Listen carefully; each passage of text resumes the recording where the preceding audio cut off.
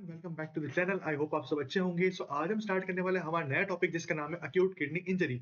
ये रीनल में one of the most important topic है और क्लिनिकली भी हमारे को इसके बहुत सारे केसेस देखने को मिलते हैं, स्पेशली इन द आईसीयू जहां हम काम करते हैं। तो उसके साथ हम स्टार्ट करने वाले हैं आज का टॉपिक जिसका नाम है acute kidney injury. So the first statement which I have written down is कि acute kidney injury is comprise of more than 30% of the total ICU cases. जितने भी हमारे पास आईसीयू में पेशेंट होते हैं उसमें चांसेस है कि 30% of them will develop acute kidney injury. वो क्यों डेवलप करते हैं, कैसे डेवलप करते हैं, क्या उसके कॉज रहते हैं, वो सब हम आगे डिटेल में डिस्कस करने वाले हैं। क्योंकि हमारे पास 3 टाइप के कॉज होते हैं इसके अंदर, pre renal cause, renal cause and post renal cause. तो जो मोस्ट कॉमन इसके अंदर जो कॉज होता है that is pre renal cause. Pre renal cause के अंदर the most important is hypovolaemia या हाइपोपरफ्यूजन। अगर किडनी पे ब्लड नहीं पहुंच रहा है तो उसका डैमेज होना बनता है, सिंपल। तो उसको हम बोलते हैं किडनी इंजरी। अब यहाँ पे हमारे पास 3 चीजें हम डिस्कस करेंगे। किडनी इंजरी क्या होती है, अक्यूट किडनी इंजरी क्या होती है, अक्यूट किडनी डिजीज क्या होती है एंड क्रॉनिक किडनी डिजीज किसको बोलते हैं, सिंपल। सो सबसे पहले जो हम डिस्कस करने वाले हैं that is acute kidney injury के बारे में। उससे पहले serum creatinine and blood urea nitrogen, ये दोनों आपको एक बात याद रखनी है, ठीक है। तो क्रिएटिनिन की नॉर्मल वैल्यू कितनी होती है, इट इज 0.8 टू 1.2 mg पर डीएल। सिंपल, आपको पता है, नहीं पता तो अब याद रख लीजिए, खत्म। Second is blood urea nitrogen की नॉर्मल वैल्यू कितनी होती है, तो इट इज 7 टू 20 mg पर डीएल। 7 टू 20 mg पर डीएल, खत्म। ये दोनों को इंपॉर्टेंट बात याद रखनी जरूरी है, क्योंकि यही आपके वो नाइट्रोजनस प्रोडक्ट्स हैं, जो फेस प्रोडक्ट हैं, जो अक्यूट किडनी इंजरी के अंदर एलिवेट होना स्टार्ट करेंगे, जो आपकी बॉडी को डैमेज करना स्टार्ट करेंगे, सिंपल। अब now the definition is increase in serum creatinine. There will be increase in serum creatinine within 7 days. 7 days के अंदर सीरम क्रिएटिनिन की वैल्यू बढ़नी स्टार्ट हो जाएगी आफ्टर अ इवेंट। अब इवेंट कुछ भी हो सकता है, वो हाइपोपरफ्यूजन हो सकता है, damage, direct damage to the kidneys हो सकता है, ऑब्स्ट्रक्शन हो सकता है, उसको हम डिस्कस करेंगे, ठीक है। क्रिएटिनिन हो गया हमारा, बढ़ रहा है, कितना बढ़ेगा, 1.2 टू 1.5 टाइम्स इंक्रीज होगा वो। 1.2 टू 1.5 टाइम्स मतलब बेस लाइन इंक्रीज होगा 7 दिन के अंदर। यहाँ पे 7 दिन के अंदर होगा, तब हम उसको बोलेंगे कि it is the patient is going into acute kidney injury, खत्म। उसके साथ-साथ अगर पेशेंट का किडनी इंजरी है तो there will be a chance कि there will be a decrease in output, simple. Output decrease होना तो बनता है ना अगर किडनी में इंजरी हो रही है तो नॉर्मल आपका आउटपुट कितना होता है, normal urine output is 1 ml per KG per hour, 1 ml per KG per hour के हिसाब से होता है। अब इसके अंदर there is a decrease of 50%, 50% से कम आउटपुट हो जाएगा। तो 1 का आधा कितना होता है, 0.5 ml per KG per our, ठीक है। तो यहाँ मैं लिख दो आउटपुट हो जाएगा less than 0.5 ml per KG per our. यहाँ तक क्लियर हो गया। लेकिन ये आउटपुट आपका कम रहना चाहिए फॉर मोर देन 6 आवर। ऐसा नहीं कि 1-2 घंटे रहा और आपने इसको एक बोल दिया, नहीं। 3 चीजें हैं इसके अंदर। सीरम क्रिएटिनिन बढ़ना चाहिए 7 दिन के अंदर। सीरम क्रिएटिनिन कितना बढ़ना चाहिए, 1.2 to 1.5 times of the initial या बेसलाइन 7 दिन के अंदर। And output should be less than half of the initial और मोर देन 6 आवर्स। ये तीनों डेफिनेशन, ये तीनों आपको डेटा याद रखने पड़ेंगे ताकि आप पेशेंट को क्लासिफाई कर सको इन अक्यूट किडनी इंजरी के अंदर, ठीक है। अब इसके आगे स्टेजेस होती है कि stage 1 kidney injury, stage 2, stage 3, उसको आगे हम टेबल के अंदर बहुत जल्दी डिस्कस करने वाले हैं कुछ चंद मिनटों के अंदर। यहाँ तक आपकी बात क्लियर हो गई। तो अब हमारे पास 2 टर्म और भी है। एक है हमारे पास chronic kidney disease and acute kidney disease. अभी हमने देखा था अक्यूट किडनी इंजरी के बारे में, अब देखेंगे डिजीज के बारे में, सिंपल। डिजीज और उसमें क्या फर्क हो जाएगा। तो ये तो आपको क्रॉनिक किडनी डिजीज, इसके अंदर हम देखते हैं ईजीएफआर। क्या देखते हैं हम, ईजीएफआर। नॉर्मली कितना होता है, it should be more than 60, more than 60 ml per minute of 1.3 meter square, 1.3 meter square of the body surface area. This is the normal term, this is the normal value of this, ठीक है। अगर ये कम हो जाएगा EGFR इससे, मतलब less than 60, less than 60 ml per minute of 1.73 for more than 3 months, for more than 3 months, तो इसको हम बोलेंगे chronic kidney disease. And same value जैसे eGFR is less than 60 ml per minute for less than 3 months, तो इसको हम बोलेंगे acute kidney disease के अंदर, सिंपल। हमने 3 चीजें देखी। अक्यूट किडनी इंजरी किसको बोलते हैं, डिजीज कब बोलेंगे, और क्रॉनिक किडनी डिजीज कब बोलेंगे। अक्यूट किडनी इंजरी के हम देखेंगे सीरम क्रिएटिनिन की value and time duration will be 7 days. Acute kidney disease के अंदर हम देखेंगे, क्या देखेंगे, मेरे साथ साथ सॉरी, मेरे साथ साथ बोलिए, हम क्या देखेंगे, हम देखेंगे ईजीएफआर, एस्टिमेटेड ग्लोमेरुलेशन फिल्ट्रेशन रेट, जो कि नॉर्मली 60 से कम होनी चाहिए दोनों के अंदर, अक्यूट किडनी डिजीज के अंदर एंड क्रॉनिक किडनी डिजीज के अंदर। EGFR will be less than 60, बस ड्यूरेशन का फर्क है। डिजीज के अंदर, अक्यूट के अंदर it will be less than 3 months, chronic के अंदर it will be more than 3 months, simple. तो आई होप आपको ये स्लाइड क्लियर हो गई होगी। सेम क्रिएटिनिन की नॉर्मल वैल्यू याद रखना, ब्लड यूरिन नाइट्रोजन की नॉर्मल वैल्यू याद रखना, ठीक है। और एक क्या कब बोलते हैं ये याद रखना। And more than 30% of the ICU cases के अंदर हमारे को ये देखने को मिलेगा। Okay, let's move further. अब हम आगे चलते हैं, अब देखेंगे कि 2 टाइप के कॉज होते हैं हमारे पास। दो टाइप की एकेआई होती है। एक को हम बोलते हैं कम्युनिटी एक्वायर्ड, जैसे हमारे पास निमोनिया होता है, वैसे हमारे पास एकेआई भी community acquired and hospital acquired होता है। और दूसरी तरफ मैं लिख दूंगा हॉस्पिटल एक्वायर्ड। हॉस्पिटल एक्वायर्ड आपको पता ही है, cut off is more then 48 hours. ठीक है, exam question. Hospital acquired pneumonia, hospital या फिर वैप के लिए, या किसी भी इसके लिए, मान लीजिए जैसे अक्यूट किडनी इंजरी हो गई, तो इसके लिए जो कट ऑफ है हॉस्पिटल एक्वायर्ड की, that is more then 48 hours. मतलब 2 दिन बाद अगर ऐसा कुछ हो रहा है, आउटपुट कम हो रहा है, अगर पेशेंट वेंटिलेटर पे है, उसको निमोनिया हो गया, तो उसको बोलते हैं वैप या फिर hospital acquired injury, kidney injury. खत्म। अब यहाँ पे देखते हैं कि कम्युनिटी के क्या-क्या कॉज़ रह सकते हैं और आपके हॉस्पिटल के क्या-क्या कॉज़ रह सकते हैं। तो कम्युनिटी के लिए I will give you mnemonic, जिसको हम बोलते हैं टोड, ठीक है?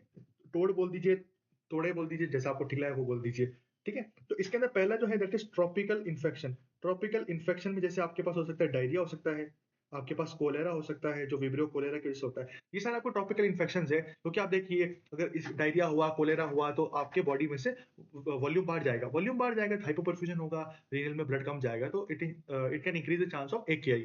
ठीक है? सिंपल सिंपल रखेंगे अपन इसको, ज़्यादा ऐसे अपन भारी बातें नहीं करेंगे, भारी बातें अपन आगे करेंगे। ठीक है? क्योंकि अपन बंदे भारी हैं, ये बात है। तो हम स्टार्ट करते हैं। हमने देखा कि ट्रॉपिकल इसका कॉज़ हो गया एक tropical. Second is obstructive cause. Obstructive cause, obstructive cause के अंदर वही आपका पीपीएच वाला पोर्शन, ठीक है? लेबर, पीपीएच, बहुत ज़्यादा ब्लड लॉस, वापस हाइपोवोलीमिया और सेम कहानी again. D is for drugs. अब यहाँ पे जो ड्रग्स है ना, वो वाली ड्रग्स नहीं जो हम लेते हैं, मतलब हमारी होम्योपैथी वाली ड्रग्स है इसके अंदर। कौन सी? इसके अंदर एक स्पेशल नाम आता है, एक चाइनीज़ हर्ब होती है। क्या होती है? चाइनीज़ हर्ब होती है। उस चाइनीज़ हब का नाम मैं नीचे लिखूँगा बाद में, ठीक है? अच्छे से बड़ा-बड़ा, आप उसको याद रखना, ठीक है? आप भी याद रखना, चाइनीज़ हब होती है, ठीक है? उसके बाद ई इज़ फॉर एनवायरमेंटल। अब एनवायरमेंटल में क्या हो सकता है? हीट स्ट्रोक कर दीजिए, स्ट्रोक, हीट स्ट्रोक वाला ना, जैसे मोर देन 40, जैसे हीट स्ट्रोक का जो वैल्यू है मोर देन 40.5 डिग्री सेल्सियस का, अगर पेशेंट का कोर बॉडी टेम्परेचर अगर चला जाता है, तो इसको हम बोलते हैं हीट स्ट्रोक।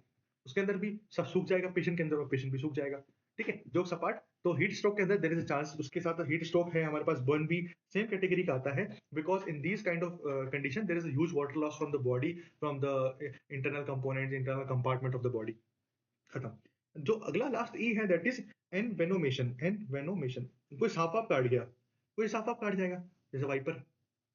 ये आपका क्या होता है, एक हीमोटॉक्सिक स्नेक होता है। क्या होता है? हीमोटॉक्सिक स्नेक, जो आपके ब्लड में कोएगुलेशन कर देता है, बहुत ज़्यादा कोएगुलेशन करता है। आपने देखा होगा सांप के काटने से मौत हो जाती है, तो अलग-अलग सांप होते हैं हमारे पास, king cobra, krait, viper, sand viper, black mamba, there are many snakes in the world. India में जो मेजॉरिटी ऑफ स्नेक मिलते हैं वो आपके नॉन वेनमस होते हैं, लेकिन जो कुछ वेनमस होते हैं उनमें से एक वाइपर भी है।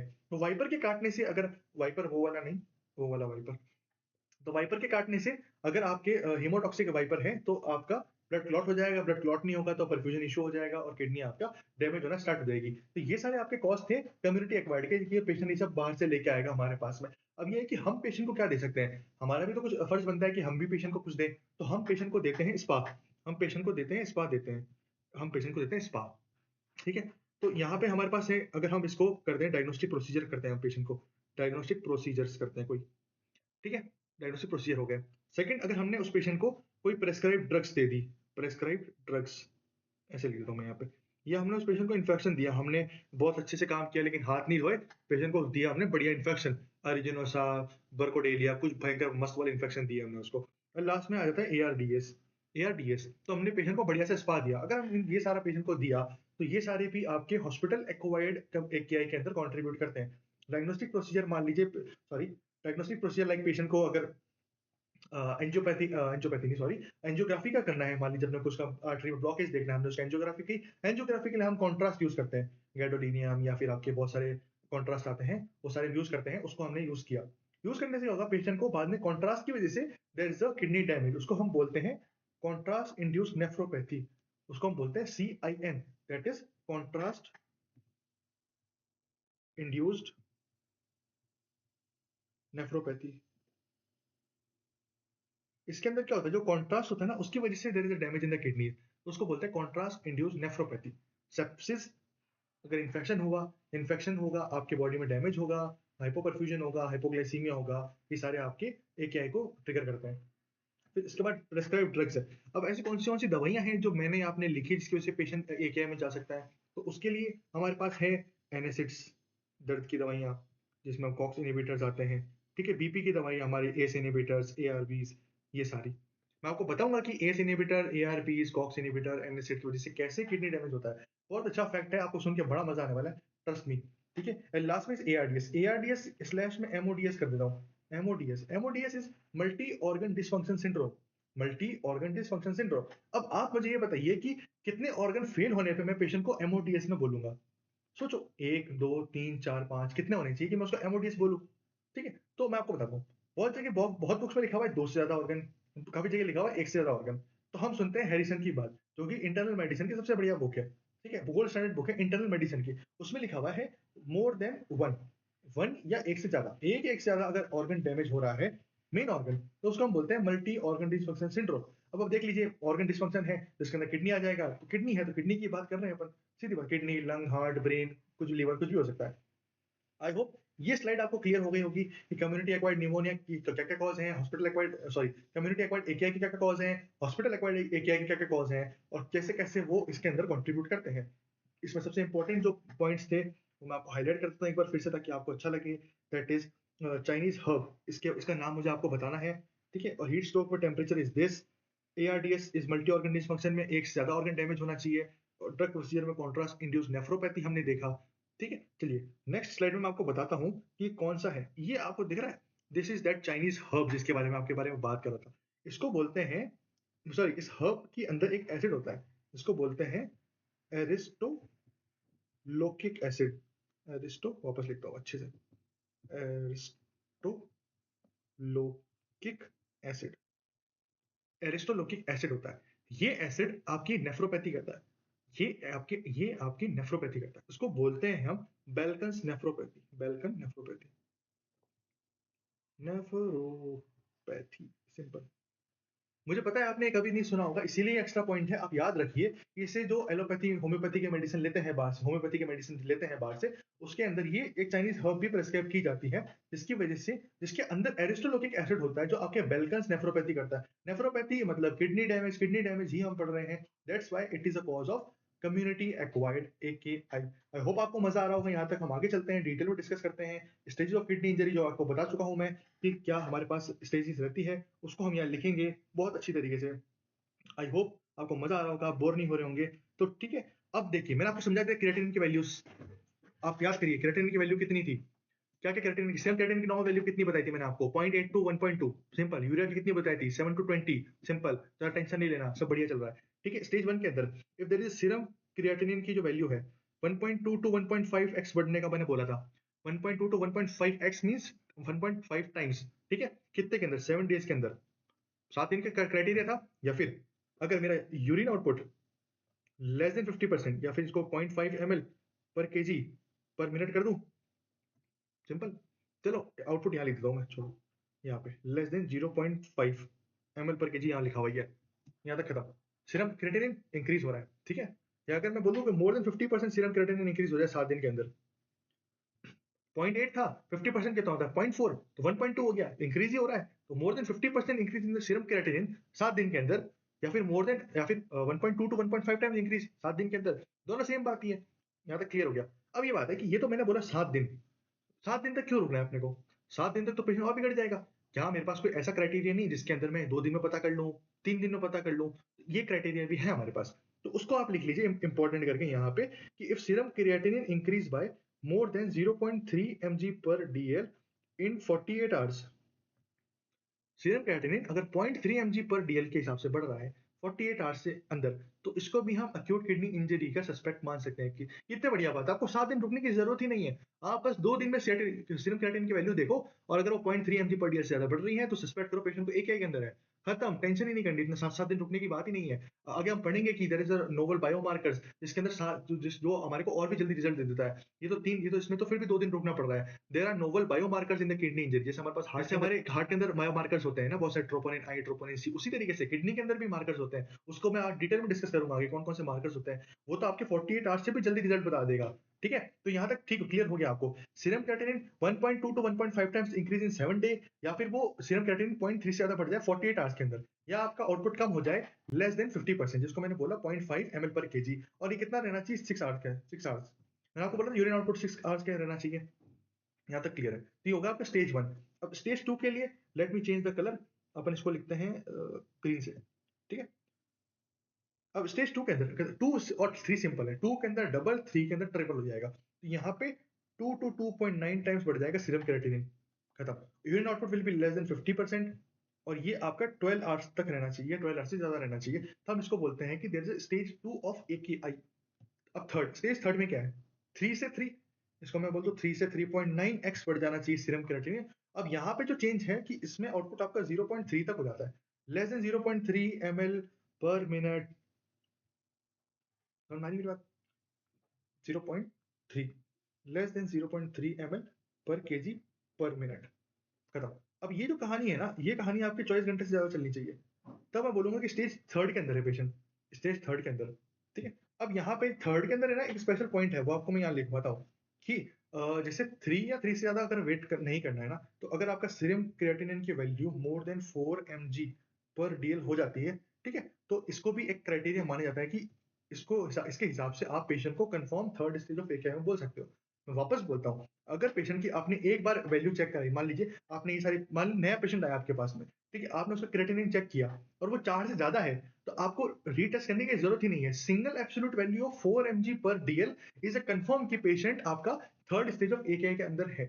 सिंपल, मैं देखूंगा ही नहीं कि वो 3 टाइम बढ़ा हुआ है, 4 टाइम बढ़ा हुआ है, नहीं। अगर 4 mg पर डीएल से सीरम क्रिएटिनिन ज्यादा है, तो मैं उसको बोलूंगा थर्ड स्टेज ऑफ एकेआई।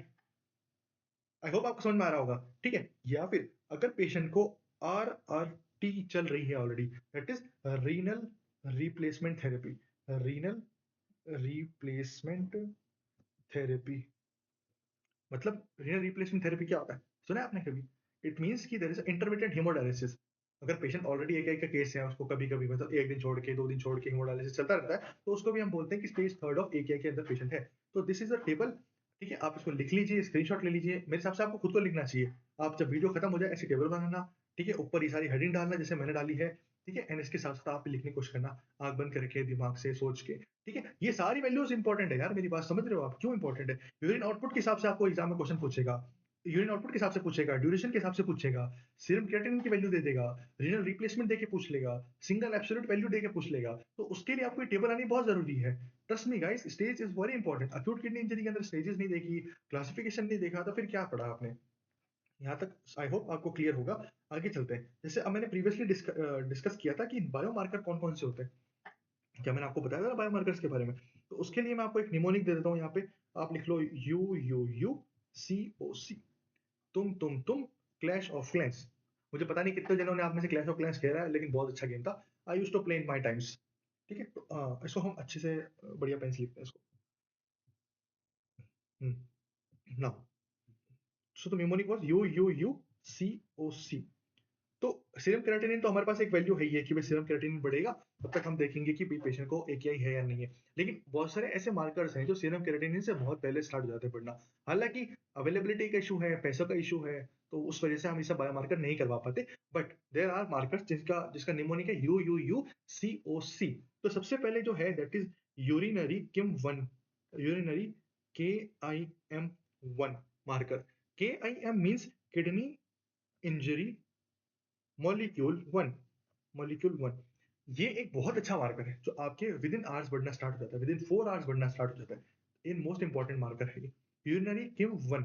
आप सिंपल नाम याद रखिए, यूरिनरी किम 1 सेंसिटिव ज्यादा होता है क्रिएटिनिन से, उससे पहले भी बढ़ने लग जाता है। मैं बस आपके नाम स्टेट करता हूँ, आपको बस याद रखना है कि ये सारे यूरिनरी के आपके AKI के बायोमार्कर्स हैं। तो आपके हो गया urinary Kim 1। You is for SUPAR, इसको मतलब है soluble soluble urokinase plasminogen plasminogen activator receptor. Simple. Super, SUPAR, ये भी एक बायोमार्कर होता है, सिर्फ नाम याद रखने की जरूरत है। कभी पूछा नहीं है एग्जाम में, मैं आपको फिर बता देता हूँ, लेकिन जिस दिन पूछेगा सिर्फ आपको आएगा और किसी को नहीं आएगा। और मुझे लगता नहीं किसी ने यहाँ पढ़ाया भी है यूरिनरी मार्कर्स के बारे में। तो यूरिनरी किम 1 हो गया, सुपर हो गया। Next is urinary NGAL। NGAL a neutrophilic neutrophilic gelatinase associated lipocalin. Lipocalin या लाइपोकैलिन 2, दोनों बोलते हैं, लाइपोकैलिन।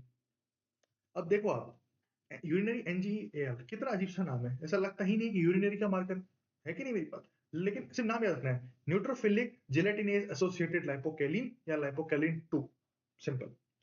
सी है दैट इज सिस्टैटिन, सिस्टैटिन सी, इसको मैं बोलता हूँ सीरम सिस्टैटिन सी।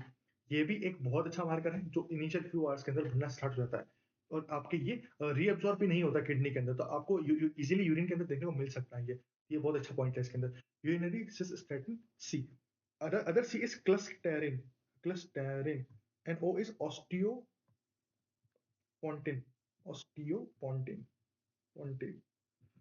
तो ये सारे बहुत ही इंपॉर्टेंट यूरिनरी नोबल मार्कर्स थे जो मैंने आपके सामने हाईलाइट किए, जिसका निमोनिक था UUUCOC। आप इसको कैसे भी याद रख सकते हैं, इसका नाम आपको बार बार याद करने की जरूरत पड़ेगी, लिख लिख के याद कीजिए, स्पेलिंग इज वेरी इंपॉर्टेंट। ठीक है, मैंने भी लिख लिख के याद किया था, आप भी लिख लिख के याद कीजिए, क्योंकि ऐसे आप भूल जाएंगे, क्योंकि markers are very important cancer के अंदर भी, हार्ट के अंदर भी, और किडनी के अंदर आपने शायद पहली बार मार्कर्स पढ़े होंगे।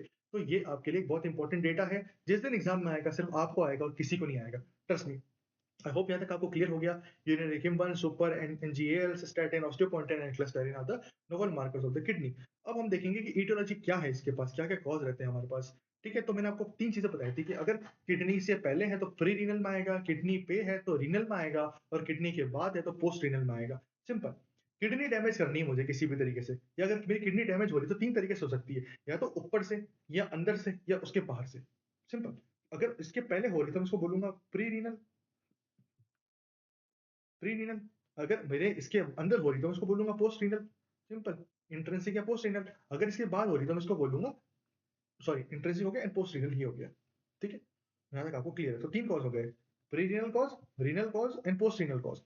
60% केसेस आपके प्री रीनल के होते हैं, 5% आपके पोस्ट रीनल के होते हैं, एंड 35% केसेस आपके इंट्रा रीनल के होते हैं या फिर रीनल के होते हैं। आई होप यहाँ तक आपको समझ में आ गया होगा।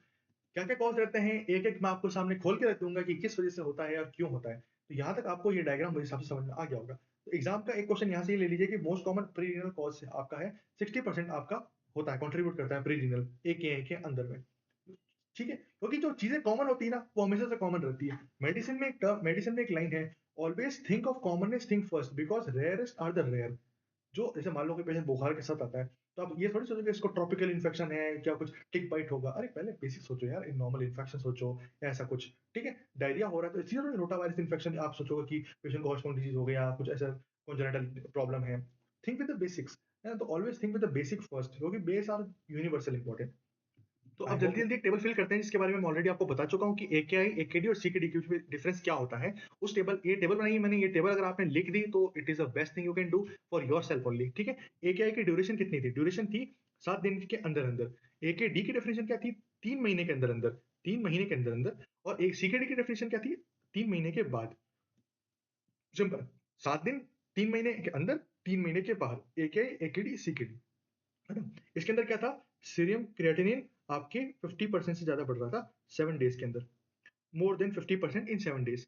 वापस लिखता हूँ मैं थोड़ा सही से, more than 50% increase of serum creatinine in 7 days, खत्म। या फिर 0.3 mg पर डीएल इंक्रीज इन 48 आवर्स। या फिर यूरिन आउटपुट आपका less than 0.5 ml per KG per minute. सही बोल रहा हूँ मैं बोल रहा हूँ सही, मुझे पता है। ठीक है, आपको भी ये होना चाहिए कि मैं भी सही बोल रहा हूँ, तो आप लिखिए मेरे साथ, हो जाएगा। ठीक है, एकेडी क्या है। अब इसके अंदर क्या था, ईजीएफआर, हमने दोनों के अंदर ईजीएफआर वाली वैल्यू देखी थी। ठीक है, ईजीएफआर दोनों के अंदर 60 से कम होता है, 60 से कम होता है। एकेआई दोनों के अंदर होगा, एकेआई तो ऑलरेडी प्रेजेंट होगा। अगर एकेडी है तो ऑब्वियसली एकेआई हो चुके होगी, वो टाइम ड्यूरेशन क्रॉस हो चुकी है 7 दिन वाली। और यहाँ पे आपका एकेडी प्रेजेंट होगा, यहाँ तक भी क्लियर है। अब ईजीएफआर के साथ साथ आपका, या फिर मैं बोल दूं EGFR more than, more than तो हो ही नहीं सकता, लेस देन, लेस देन कितना होगा, थोड़ा आइडिया लगाइए, लेस देन कितना हो सकता है, less than 35% of the baseline. अब less than 35% of the baseline का मतलब क्या है, मान लीजिए किसी का यूरिन आउटपुट थोड़ा कम की साइड रहता है ना, तो उसके हिसाब से बेस लाइन देखोगे आप हमेशा। आप नॉर्मल वैल्यू से देखते हैं, नॉर्मल वैल्यू होती है किसी की, मान लीजिए 1 है 2 है किसी भी चीज की। ठीक है, तो उसका बेस लाइन हमारे से कब हो जाएगा, हमारी नॉर्मल वैल्यू 2 रहती है, उसकी 1 रहती है, तो उसका बेस लाइन डिक्रीमेंट कब हो गया। क्या मैं आपको समझा पा रहा हूँ या नहीं। बेस लाइन कैलकुलेट करेंगे पेशेंट की, अगर बेस लाइन से 35% डिक्रीज होता है जीएफआर, तो मैं उसको बोलूंगा कि पेशेंट इज इन ए के डी। या फिर अगर मेरा सीरम क्रिएटिनिन मोर देन 50% है, ठीक है, क्रिएटिनिन और ए के आई तो कॉन्स्टेंट ही रहेगा, दोनों बढ़ेंगे। AKI और सीरम क्रिएटिनिन दोनों बढ़ेंगे, eGFR 60 या तो 60 ml पर केजी के हिसाब से कम हो जाए, या फिर आपका मोर देन 35% ऑफ बेसलाइन से डिक्रीज हो जाए eGFR, तो उसको बोलूंगा AKD। CKD के अंदर आपका eGFR less than 60 for more than 3 months, खत्म। इतना इतना। आई होप ये टेबल समझ में आई आपको। अब इसके लिए जो क्राइटेरिया है, इसके लिए कोई क्राइटेरिया डिफाइन नहीं है, इसके लिए बस मार्कर्स होते हैं जिसके अंदर अपन पाई यूरिया बोल सकते हैं, एल्बुमिन यूरिया बोल सकते हैं, एल्बुमिन यूरिया है ना, हेमाचूरिया बोल सकते हैं, ये सारे आपको देखने को मिल सकते हैं as a marker of acute kidney disease. Chronic kidney disease का मार्कर क्या क्या है? सबसे इंपॉर्टेंट मार्कर है albuminuria. Albuminuria is the most important marker among the disease CKD के अंदर में, ठीक है, क्योंकि उसके अंदर तो मैंने आपको बताया था कि there are novel markers AKI के अंदर, इसके अंदर albuminuria is most important. तो हम एक टर्म देखते हैं, इसको बोलते हैं यूरिनरी ACR। ACR क्या है? Albumin creatinine ratio.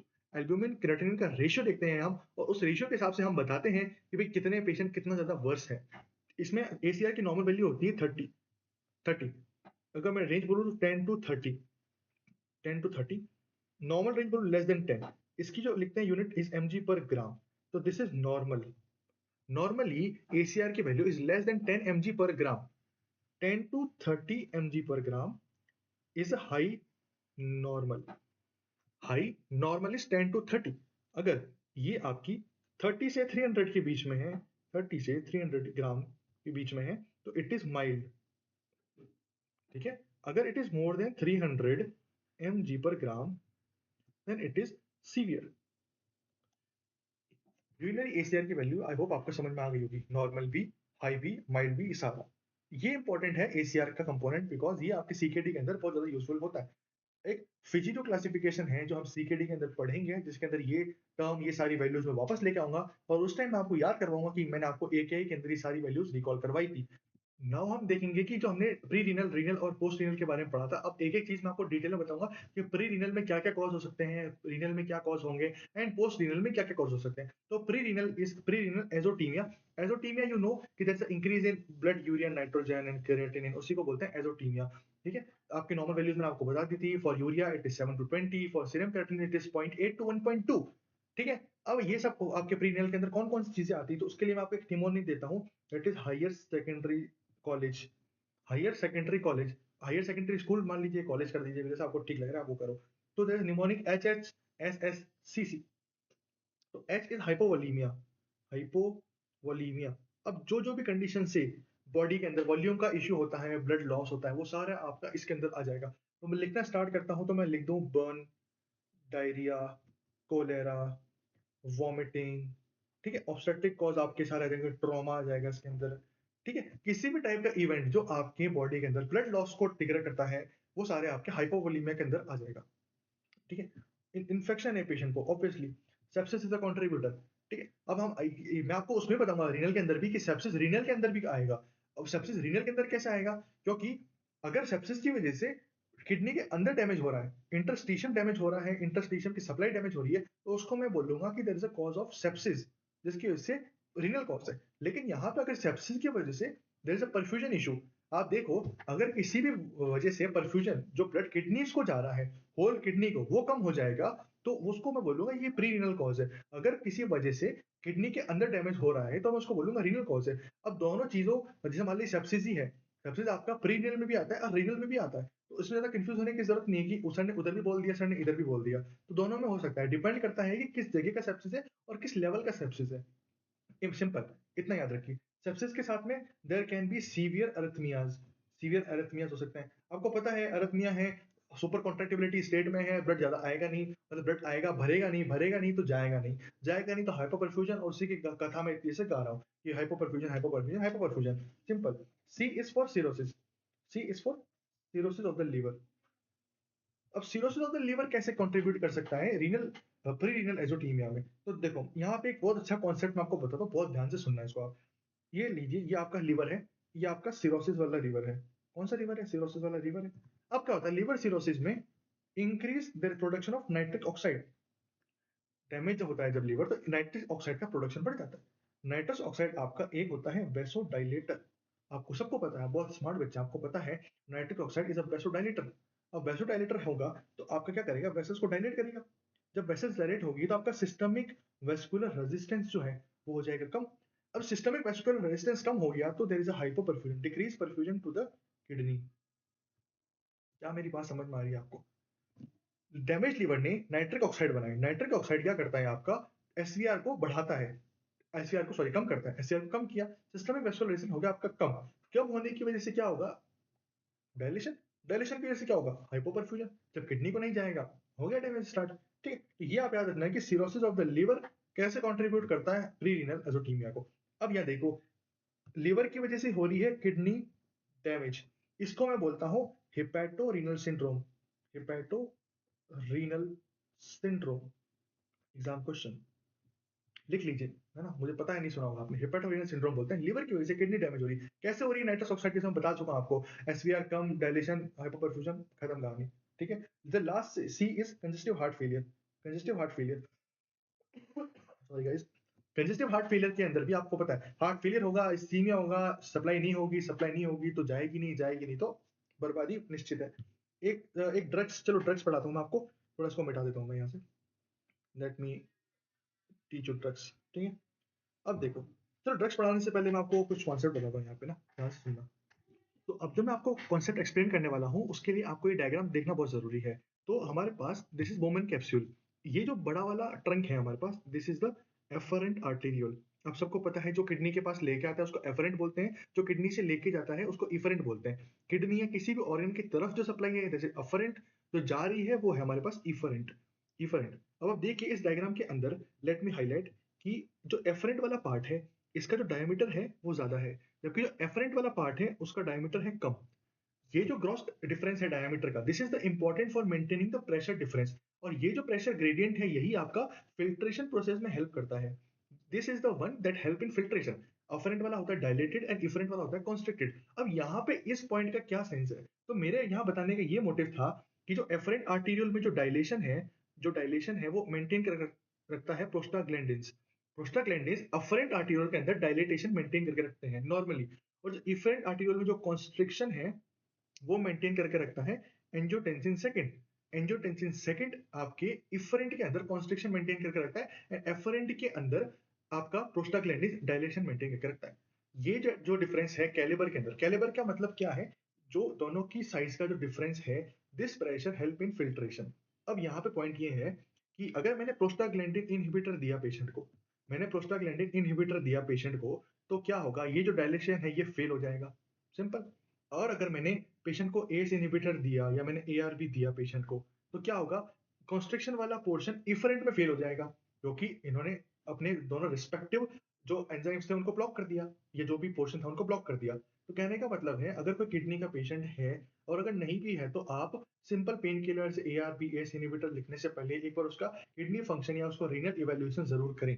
तो यहाँ पे वही जो मैंने आपको बताया था कि ड्रग्स कौन कौन सी है, तो ड्रग्स में there are NSAID, COX, ACE and ARB, ये सारी आपकी ड्रग्स हैं जो आपको आपकी एकेआई को वर्स कर सकती है। कैसे कर सकती है मैंने आपको बता दिया, एस आपका afferent arteriole, efferent arteriole, dilation, constriction normally होना चाहिए।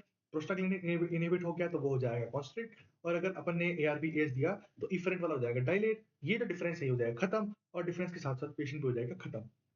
इसीलिए बिना देखे, बिना उसको आपको नहीं देना चाहिए। सो मूविंग फर्दर, हम आगे चलते हैं। बर्न क्या है ये, इसको हम है ना ischaemic portion of the renal cause के अंदर डिस्कस करेंगे। नाउ अब रीनल आ गया हमारे पास, हम देखेंगे कि रीनल में हमारे पास क्या है। तो रीनल में हमारे पास तीन चीजें होती हैं, ग्लोमेरुलेशन, इंट्रिंसिक एंड वेस्कुलेचर। या तो जो किडनी के ग्लोमेरुलर है, बोमेन कैप्सूल, ये सारा पीसीटी डीसीटी इनका इशू हो जाए, या आपके जो इंटरस्टिशियम वाला पोर्शन है उसमें इशू हो जाए, जिसको हम पेरेन्काइमल इश्यूज भी बोलते हैं, या फिर जो वेस्कुलेचर इश्यूज हैं वो सारे हो जाए। तो इसको हमने तीन कैटेगरी में डिवाइड किया है, glomerulation, tubular and vascular cause. I hope यहाँ तक क्लियर हो गया। अब इसको हम देखेंगे कि ग्लोमेरुलस के कौन से कॉज हैं, वेस्कुलर के कौन से कॉज हैं, एंड इंटरस्टिशियम के कौन से कॉज हैं। ग्लोमेरुलर के अंदर आपका जितना भी नेफ्रोटिक वाला पार्ट है, नेफ्राइटिक वाला पार्ट है, वो सारा इसके अंदर आ जाएगा। Like acute glomerulonephritis, rapid progressive glomerulonephritis, ठीक है, रैपिड प्रोग्रेसिव ग्लोमेरुलोनाइटिस, ये सारा आपके ग्लोमेरुलर के अंदर क्लासिफाई होता है, क्योंकि इनके अंदर पीछे ग्लोमेरुलर नाइटिस नाइटिस नाइटिस आ रहा है, ये सारा आपके ग्लोमेरुलर वाला कॉज है। उसके बाद हमारे पास आता है ट्यूबुलर या इंटरस्टिशियम कॉज, तो इसका निमोनिक है सिन। मतलब पाप, इंग्लिश में सिन मतलब पाप होता है। तो एस मतलब sepsis, S is sepsis, I is ischemia, I is ischemia, and N is nephrotoxins, nephrotoxins. अब मैं आगे बताऊंगा आपको। नेफ्रोटॉक्सिन दो टाइप के होते हैं, एंडोजेनस नेफ्रोटॉक्सिन, एक्सोजेनस नेफ्रोटॉक्सिन। ठीक है, जो बॉडी के अंदर बन रहे हैं और किडनी को डैमेज करते हैं, दैट इज एंडोटॉक्सिन। जो बॉडी के बाहर बनते हैं और बॉडी को डैमेज कर रहे हैं, किडनी को बॉडी को डैमेज कर रहे हैं, उसको हम बोलते हैं exotoxin. Exogenous nephrotoxin, endogenous nephrotoxin, simple. अब बात यह है कि अगर पेशेंट को सेप्सिस हुआ है, सेप्सिस होने के बाद आपको पता है कि कार्डियक आउटपुट कम होता है, तो आपकी ट्यूबुलर सप्लाईज कम हो जाएगी, और ट्यूबुलर सप्लाईज कम हो जाएगी तो आपके पैरेन्काइमल इस्चीमिया होगा, पैरेन्काइमल हाइपोपरफ्यूजन होगा। इसीलिए सेप्सिस की वजह से there is a tubular decrement in the supply, उसको हम बोलते हैं renal cause. That's why sepsis आपके इसके अंदर भी आता है। मैंने सेप्सिस उसमें भी बताया था, मैंने सेप्सिस इसमें भी बताया है, तो आपको डिफरेंशिएट करना आना चाहिए। ठीक है, उसके बाद इस्चीमिया। अब इस्चीमिया कैसे कंट्रीब्यूट करता है, मान लीजिए पेशेंट एक लॉन्ग सर्जरी के अंदर है, मान लो उसको कार्डियो थोरेसिक बाईपास होना है, ठीक है, उसको न्यू हार्ट लगना है, तो आपने उसको क्या किया, आपने उसको उस पर डाल दिया, हार्ट लंग मशीन पे। हार्ट लंग मशीन आपने देखी है ना, इतना बड़ा सेटअप होता है ओकाडी कोटी के अंदर, उसमें पूरा पेशेंट के जो जितने भी मेजर वेसल्स होते हैं उसको अपन हार्ट लंग मशीन पे लेते हैं बाईपास के टाइम पे, वो उस पर अपन ने पेशेंट को रखा। अब सबसे बड़ी बात क्या है ना, कि जो हार्ट लंग मशीन पे पेशेंट होता है, तो उसमें जो कंटिन्यूस सप्लाई होती है ना ब्लड की, वो कंटिन्यूस फॉर्म में होती है, कंटिन्यूस सप्लाई कंटिन्यूस फॉर्म में होती है। अब इस स्टेटमेंट का क्या मतलब है, इस स्टेटमेंट का ये मतलब है कि हमारे हार्ट में जब ब्लड सप्लाई होता है तो it is not in a continuous form, pulsatile form में होता है। समझ रहे हो, ऐसे ऐसे ऐसे ऐसे करके ब्लड जाता है, ना कि ऐसे। समझ में आ रही है, ऐसे ऐसे ऐसे और ऐसे में फर्क है। अगर चीज ऐसे निकल जाएगी तो क्या होता है, वो जहां डिस्ट्रीब्यूट होनी चाहिए वहां नहीं होती, और अगर चीज ऐसे ऐसे ऐसे रुकते रुकते जाएगी तो जहां उसको रुकना चाहिए वो डिस्ट्रीब्यूट होना चाहिए वो डिस्ट्रीब्यूट होते होते जाएगी। सिंपल। आपने रेन वाटर हार्वेस्टिंग में अगर आपने कभी देखा होगा, जो हिली एरियाज पे ना, वो ऐसे स्टेप लैडर फॉर्म में ऐसे क्रॉप्स उगाते हैं, ताकि जो ऊपर वाला पानी है वो नीचे नीचे नीचे नीचे करते हुए सब जगह इक्वल डिस्ट्रीब्यूट हो। यही कॉन्सेप्ट हमारी बॉडी में भी यूज होता है। इसी की वजह से जब हमारा हार्ट बीट करता है ना, तो आपका जो ब्लड फ्लो होता है इंफीरियर वेना कावा में, blood flow inferior vena cava के अंदर, वो पल्सेटाइल फॉर्म में होता है, पल्सेटाइल फॉर्म में। इससे क्या होता है, वो रुकते रुकते रुकते जाता है, तो रुकते रुकते जाएगा ना तो सप्लाई अच्छी होती है। अब मान लो कि मुझे प्रेशर से मैंने कुछ पानी डाला, तो बीच में कहीं भी नहीं रुकेगा। इसीलिए जब पेशेंट हार्ट लंग मशीन पे होता है ना, तो आपके बॉडी में डायरेक्ट फ्लो होता रहता है, तो उसकी वजह से भी किडनीज को नहीं मिलता अच्छे से ब्लड, तो इस्चीमिया हो गया। दैट्स व्हाई इस्चीमिया के अंदर अगर मान लीजिए पेशेंट किसी लॉन्ग सर्जरी के अंदर है, या फिर प्रोलॉन्ग एनेस्थीसिया, प्रोलॉन्ग एनेस्थीसिया, ये सारे कॉज आपके एक कंट्रीब्यूटर होता है इस्चीमिया का, जो आपके इंटरस्टिशियम कॉज ऑफ रीनल में आते हैं। देन नेफ्रोटॉक्सिन्स, हमारे पास बहुत सारे टॉक्सिन्स होते हैं हमारे पास, देखेंगे हम आगे, जिसमें से कॉन्ट्रास्ट इंड्यूस्ड नेफ्रोपैथी, मतलब कि अगर मैंने कोई कॉन्ट्रास्ट दिया तो एक्सोजीनस फॉर्म हो गया, कॉन्ट्रास्ट की वजह से किडनी में डैमेज होना, blockage of the interstitium and all, उसको बोलते हैं contrast induced nephropathy. There are many other toxins भी होते हैं जो हम बहुत डिटेल में आगे डिस्कस करेंगे। अभी हम इसको सिर्फ छोटा छोटा क्लासिफाई कर रहे हैं कि कौन सा ग्लोमेरुलस का कॉज है, कौन सा ट्यूबुलर का कॉज है, और कौन सा वेस्कुलर कॉज है। अब वेस्कुलर के अंदर ना, यहाँ पे आप ध्यान देना, वेस्कुलर के अंदर यहाँ इंपॉर्टेंट पॉइंट्स मैं लिखता हूँ, ठीक है। तो वेस्कुलर के अंदर जो मेरा पहला पॉइंट मैं लिखना चाह रहा हूँ, मैं लिखता हूँ HUS, hemolytic uremic syndrome. Hemolytic uremic syndrome, ये एक टीएमए का पार्ट है, that is thrombotic microangiopathies. Thrombotic microangiopathies के अंदर क्या होता है, there is micro clot formation in your body, micro micro micro clot formation in your body. चलो मैं लिख देता हूँ, इसके अंदर आपके क्लॉट फॉर्मेशन होता है बॉडी के अंदर, माइक्रो क्लॉट्स, माइक्रो क्लॉट्स, ठीक है। जो आपके जैसा होता है आपको, आपके जैसे आपको पता है कि जो हमारे ब्लड वेसल्स हैं उसके अंदर हमारे क्लॉटिंग फैक्टर्स होते हैं, von Willebrand factor, example लिखता हूँ मैं, वॉन विली ब्रांड फैक्टर, ये आपके क्या करता है, क्लॉटिंग में हेल्प करेगा। ठीक है, तो इसको काउंटर बैलेंस करने के लिए, क्योंकि अगर ये ज्यादा रहेगा तो क्लॉट्स फॉर्म हो जाएंगे, तो इसको बैलेंस करने के लिए एक एंजाइम यूज होता है, या एक एंजाइम होता है बॉडी में जिसको बोलते हैं Adam TS13 enzyme. Adam TS13 enzyme होता है जो इस वॉन विलिब्रेंट की एक्टिविटी को चेक में रखता है। अब क्या होगा, किसी वजह से अगर ये एंजाइम कम हो जाए, तो वॉन विलिब्रेंट का एक्टिविटी को चेक नहीं कर पाएगा कोई, तो जब वॉन विलिब्रेंट को काउंटर नहीं कर पाएगा कोई, तो क्लॉट फॉर्मेशन का बढ़ जाएगा, एंड माइक्रो क्लॉट फॉर्म होंगे बॉडी में। इसी को बोलते हैं थ्रोम्बोटिक माइक्रोएंजियोपैथीज। आप थ्रोम्बोटिक माइक्रोएंजियोपैथीज के अंदर आपका HUS आता है, TTP आता है, ये सारे आपके उसके अंदर आते हैं, जो हम आगे पढ़ेंगे ब्लड वाले सेक्शन के अंदर में। तो HUS TMA ये सारा आपको समझ में आ गया। अब यहाँ पे HUS का जो मेन ट्रिगर होता है ना, मैं आपको यहाँ मेन ट्रिगर पॉइंट लिखता हूँ। एचयूएस का मेन ट्रिगर होता है को होता है ई कोलाई। अब ई कोलाई का एक स्पेशल स्टेन होता है स्पेशल, उसको बोलते हैं O157H7 स्टेन। तो ये स्टेन एक स्पेशल टॉक्सिन बनाता है जिसको हम बोलता हूं मैं शिगा टॉक्सिन। शिगा टॉक्सिन ये आपका एचयूएस को ट्रिगर करता है। ये एग्जाम क्वेश्चन है, लिख लेना, पूछेगा जरूर। जिस दिन पूछेगा आपको आएगा, किसी को नहीं आएगा। ई कोलाई का स्पेशल स्टेन होता है जिसका नाम है O157H7। ये एक स्पेशल टॉक्सिन बनाता है जिसको बोलते हैं सीजा टॉक्सिन। सीजा टॉक्सिन आपके एचयूएस को ट्रिगर करता है। Simple. HUS is hemolytic uremic syndrome, जो कि एक थ्रोम्बोटिक माइक्रोएंजियोपैथीज के अंदर आता है, मतलब बॉडी के अंदर माइक्रो माइक्रो जगह पे क्लॉट्स बनना, उसको बोलते हैं टीएमए। आई होप यहाँ तक आपको क्लियर होगा। नाउ इसके आगे हम चलते हैं तो हम लिखते हैं malignant hyperthermia. Malignant hyperthermia you know किसकी वजह से होता है? मैलिग्नेंट हाइपरथर्मिया बताइए किसके से होता है? कुछ दवाइयां बताइए मुझे जिसके से मैलिग्नेंट हाइपरथर्मिया होता है या आपने कहीं सुना होगा, बताइए। साइकेट्रिक में देते हैं ईसीटी के अंदर में। चलो मैं बताता हूँ।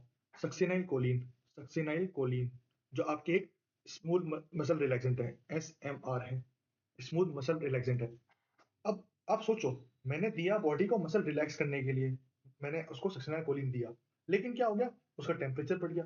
मैलिग्नेंट हाइपरथर्मिया ना एक एंड ऑर्गन डैमेज वाली कंडीशन होती है। It is life threatening condition. आपको पता है ना? और नहीं पता तो आज याद रखना, malignant hyperthermia is a life threatening condition. आपकी सक्सेनाइल कोलिन की वजह से होती है। ठीक है, हर बार सक्सेनाइल कोलिन नहीं करता, लेकिन काफी बार सक्सेनाइल कोलिन ये डैमेज करता है। नाउ अदर पॉइंट वेस्कुलेचर के अंदर मैं अगर लिखना चाहूँ तो मैं लिख देता हूँ रीनल वेन थ्रोम्बोसिस या रीनल आर्टरी एम्बोलाइजेशन। तो अगर थ्रोम्बोसिस है, एम्बोलाइजेशन है आर्टरीज में, रीनल वेन्स में, तो ऑब्वियसली वो आपके वेस्कुलर कॉज के अंदर तो आएगा ही आएगा।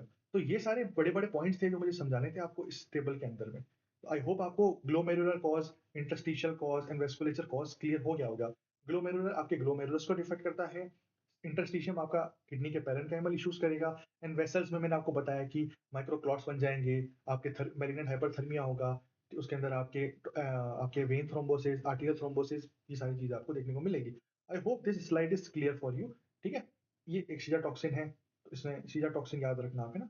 सीजा टॉक्सिन बहुत जल्दी एग्जाम में पूछने वाला है, जिस हिसाब से एग्जाम का लेवल बढ़ रहा है ना, आएगा बहुत जल्दी। Now what is this? क्या कोई मुझे बता सकता है ये क्या है? बताओ।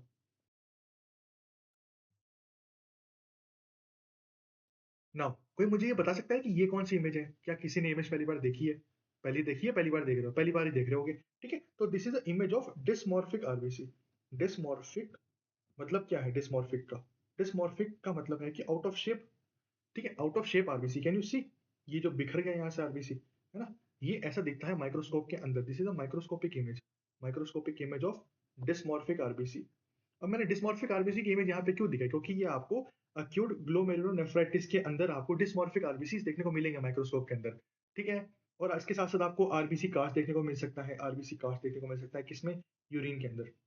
यूरिन के अंदर आपको डिस्मॉर्फिक आरबीसी देखने को मिलेंगे, और आपको आरबीसी कास्ट देखने को मिलेगा, दोनों। तो ये इमेज याद रखना। मुझे लगता नहीं कि पूछेगा, लेकिन आपको आना चाहिए, ज्यादा इंपॉर्टेंट है। अब जो हमारे पास टेबल है वो, उसमें हम एक्सोजीनस और एंडोजीनस नेफ्रोटॉक्सिन्स के बारे में डिफरेंशिएट करेंगे कि कौन कौन से एंडोजीनस कॉज है, कौन से एक्सोजीनस कॉज है। ओके, इसका निमोनिक मैं आपको दे देता हूँ, एसी। एसी इज ठंडा। ठंडा इंसान कहाँ से रखता है? बाहर से होता है, एसी बाहर होता है, तो दैट्स व्हाई AAACC। अब इनमें फिल करना स्टार्ट करते हैं। सबसे पहले मैं आपको बताता हूँ amino glycosides. Amino glycosides, amino glycosides का एग्जांपल कौन सा है? Like tobramycin, gentamicin. ठीक है, ये सारे आपके अमाइनो ग्लाइकोसाइड्स हैं। ये आपके नॉन ओलिग्यूरिक किडनी इंजरी करते हैं। ये टर्म मैंने बहुत ध्यान से बोली है और आपको भी ध्यान से सुनना चाहिए। मैंने बोला they are cause of non oliguric kidney injury. अब जब मैंने AKI बताया था, तब तो मैंने बोला था कि आउटपुट 50% से कम हो जाता है। अब नॉन ओलिग्यूरिक का मतलब तो है कि आउटपुट नॉर्मल है। तो ये कैसे हो गया? इसका एक कॉन्सेप्ट है, I will be explaining very soon. तब तक आप इसको याद रखिए कि एक्सोजेनस कॉज के अंदर अमाइनो ग्लाइकोसाइड्स आते हैं, जिसके अंदर जेंटामाइसिन, टोब्रामाइसिन, ये सारे आपकी ड्रग्स आती हैं जो आपकी नॉन ओलिग्यूरिक किडनी इंजरी करती है। Second A is amphotericin. Amphotericin वही आपका जो आप उसमें देते हैं। कोविड में कौन सा चला था आपका बहुत ज्यादा, जिसकी वजह से पेशेंट लोग घबराने लग गए थे एक टाइम बाद में? ब्लैक फंगस, म्यूकर माइकोसिस के लिए जो हम देते हैं, वही amphotericin B. Amphotericin B, amphotericin A भी आता है, बी भी आता है, LAMB बोलते हैं ना, लाइफोलाइज एम्फोटेरेसिन बी। एम्फोटेरेसिन बी की वजह से भी आपको एक्सोजीनस कॉज होता है एम्फोटेरेसिन बी भी। सेकंड ए इज, इसको इस ए के बारे में आपको ऑलरेडी बता चुका हूँ, that is aristolochic acid. Aristolochic acid, aristolochic acid आपके एरिस्टोलोकिया क्लीमेटिस प्लांट से मिलता है। लिख देता हूँ मैं, है ना, रुको, एरिस्टोलोकिया क्लीमेटिस, इससे, इस प्लांट से आपको ये आपको एसिड देखने को मिलता है। ये एक चाइनीज हर्ब है। ओके, यहाँ तक ठीक था। इसके अंदर आपको होता है बेल्कन्स नेफ्रोपैथी, जो आई हैव ऑलरेडी एक्सप्लेन। इसके अंदर आपको देखने को मिलता है बेल्कन्स नेफ्रोपैथी। बेल्कन्स नेफ्रोपैथी के अंदर क्या होते हैं, बेल्कन एक जगह का नाम है, ठीक है, बेल्कन एक जगह का नाम है, वहां पे ये हर्ब मिलती है और इसको लेने से नेफ्रोपैथी होती, तो वही आपका हो गया Balkans nephropathy. C is for cisplatin. Cisplatin जो आपकी ड्रग है, वो भी आपके कॉज करती है एक्सोजीनस वाला नेफ्रोटॉक्सिन, ठीक है। और जो लास्ट सी है, क्या मुझे आप कुछ, आप खुद भी तो सोचिए कि यार कौन से एक्सोजीनस कॉज हो सकते हैं, इतने सारे तो मैंने बता दिए, कुछ आपकी तरफ से भी कंट्रीब्यूशन आना चाहिए तो मजा आएगा। मैं और इस पॉइंट, इस सी का मैं ऑलरेडी बता चुका हूँ पहले भी। इसका मतलब है कॉन्ट्रास्ट इंड्यूस्ड नेफ्रोपैथी, जो मैंने बता दिया। कॉन्ट्रास्ट इंड्यूस्ड नेफ्रोपैथी पता है आपको क्या होती है, डेफिनेशन पता है आपको? चलो मैं बताता हूँ। When there is a increase in serum creatinine increase हो जाए 1 to 2 days post, 1 to 2 days post आपके प्रोसीजर, पोस्ट प्रोसीजर पीक करे 3 से 5 डेज पे, 3 से 5 डेज पे पीक करेगा एंड 7th डे पे रिजॉल्व हो जाएगा। क्या मेरी बात समझ में आई? कौन, वापस बोलता हूँ, कॉन्ट्रास्ट इंड्यूस्ड नेफ्रोपैथी क्या होता है? When there is a non oliguric type of AKI. Contrast induced nephropathy के अंदर भी आपको यूरिन आउटपुट कम नहीं देखने को मिलता, only there is increase of serum creatinine level. एक से दूसरे दिन पे सीरम क्रिएटिनिन पोस्ट प्रोसीजर बढ़ेगा, सिर्फ 3 से 5 दिन पे पीक होगा, 7th डे पे ऑटोमेटिकली रिजॉल्व हो जाएगा। This is known as contrast induced nephropathy, ठीक है। अब यहाँ पे एक और पॉइंट है कि जब अपन मेटफॉर्मिन देते हैं, तो मेटफॉर्मिन भी अपन को कोई इन्वेसिव प्रोसीजर से, जो अपन कॉन्ट्रास्ट वाला प्रोसीजर होता है उससे पहले भी हम मेटफॉर्मिन को होल्ड कर देते हैं, मेटफॉर्मिन को होल्ड करते हैं। अब यहाँ पे मेरा क्वेश्चन ये है कि मेटफॉर्मिन कितने आवर्स पहले होल्ड करनी होती है प्रोसीजर से? अगेन, प्रोसीजर से पहले, कॉन्ट्रास्ट प्रोसीजर से पहले मेटफॉर्मिन कितने घंटे पहले होल्ड करनी होती है? तो ऑप्शन इज 1 घंटा, 6 घंटा, 12 घंटा या 24 घंटा। बताइए, 1 आवर, 2 आवर, 6 आवर और 12 आवर, कितने घंटे पहले मुझे उसको होल्ड करना चाहिए मेटफॉर्मिन को? So the answer is none of the above, 48 hours. 48 hours बाद, 48 आवर्स तक मुझे, या 48 आवर्स पहले बिफोर प्रोसीजर मुझे उसको होल्ड करना चाहिए, क्योंकि आपको पता है मेटफॉर्मिन आपके लैक्टिक एसिडोसिस करता है बॉडी के अंदर में। And if the patient is already a case of एकेआई, उसका जीएफआर 60 से कम होगा, तो पेशेंट को लैक्टिक एसिड बन जाएगा बॉडी में, which is not good for the patients health, simple. और लैक्टिक एसिडोसिस अगर बनता है तो हम उसके लिए हाइड्रेशन देते हैं, सोडियम बाइकार्बोनेट देते हैं। आप लिख लो, है ना, या मैं लिख दूं? मैं लिख दूं तो चलो। तो ट्रीटमेंट फॉर लैक्टिक एसिडोसिस बता देता हूँ मैं आपको। जो अगर आपने मेटफॉर्मिन होल्ड नहीं किया, लैक्टिक एसिडोसिस हो गया बॉडी में, तो क्या क्या देते हैं? तो लैक्टिक एसिडोसिस का ट्रीटमेंट आप लिख लीजिए, आईवी फ्लूइड, हाइड्रेशन करते हैं बहुत ज्यादा, ठीक है। उसके साथ में हम देते हैं सोडा बाइकार्ब। सोडा बाइकार्ब क्यों देंगे? क्योंकि आपको पता है सोडा बाइकार्ब एक अल्कनाइजर है, अल्केलाइजर, अल्कलाइजर है, और एसिड बन रहा है तो उसको न्यूट्रल करेगा। उसके साथ साथ आप इसको एसिटाइल सिस्टीन भी दे सकते हैं, एसिटाइल सिस्टीन, वही एसिटाइल सिस्टीन है जो आपको, इसको एन एसिटाइल सिस्टीन बोलते हैं, नेक, है ना, नेक। ये वही एसिटाइल सिस्टीन है जो हम पैरासिटामोल पॉइजनिंग के अंदर देते हैं। ये वही एसिटाइल सिस्टीन है जो आपकी म्यूकोलाइटिक एजेंट होता है। तो आप देखिए एक ड्रग के कितने मल्टीपल जगह आपके इफेक्ट्स हैं, ठीक है। तो मैंने हाइड्रेशन दिया वॉश आउट कराने के लिए, मैंने बाइकार्बोनेट दिया टू अल्कनाइज, मतलब आपके जो एसिड बना हुआ है ट्यूब्यूल्स में उसको न्यूट्रलाइज करने के लिए। And NAC and statins, statins भी देते हैं, जो आपका अटोरवास्टैटिन एंड ऑल है ना, वो जितना भी आपके स्टैटिन वाला ग्रुप है वो भी इसके अंदर देते हैं। बट द पॉइंट इज कि इन दोनों का रोल ना अभी तक इतना डिफाइन नहीं है इसके अंदर। आई होप आपको समझ में आ रहा है मैं क्या कह रहा हूँ। इन दोनों का रोल ना इतना डेफिनेटिव अभी प्रूफ नहीं है, बट हाँ स्टडीज हैं कि इनको देके ट्राई कर सकते हैं। एंड अगर ये सब के बाद भी नहीं हो रहा, then we have to go for RRT, that is renal replacement therapy, intermediate hemodialysis करके लैक्टिक एसिड को वॉश आउट कीजिए, लैक्टिक एसिडोसिस को बैलेंस कीजिए। आई होप यहाँ तक समझ में आ गया, ठीक है। तो मैंने अभी आपको इसमें समझाया कि what is the cause of exogenous nephrotoxin, कौन कौन से होते हैं हमारे पास। यहाँ पे एक पॉइंट लिखा है, कॉमनेस्ट कॉज ऑफ हाइड्रोजेनिक एकेआई, मतलब मैंने आपके ऐसे कौन से हमने कारण किए कि पेशेंट को एकेआई हो गया, ठीक है। उसके अंदर जो इंपॉर्टेंट है फिर अमाइनो ग्लाइकोसाइड्स, जो मैंने आपको बता दिया, अमाइनो ग्लाइकोसाइड्स, टोब्रामाइसिन, जेंटामाइसिन, बहुत सारे माइसिन माइसिन है आपके पास, ठीक है। ये सारे की वजह से अगर पेशेंट को एकेआई हो रहा है, तो it is a non oliguric type of एकेआई।